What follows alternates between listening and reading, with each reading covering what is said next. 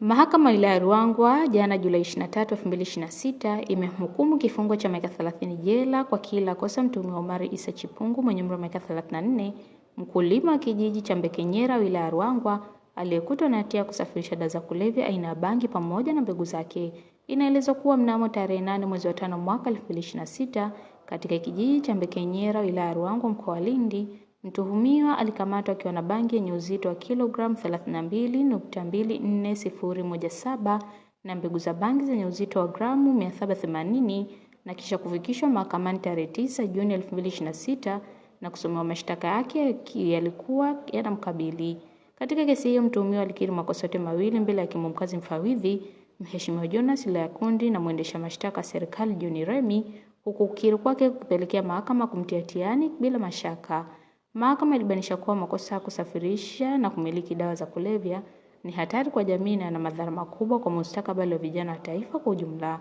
Hivyo hukumu ya kifungo cha miaka 30 kwa kila kosa imetolewa ili iwe fundisho kwa wengine na kuimarisha mapambano dhidi ya biashara haramu ya dawa za kulevya.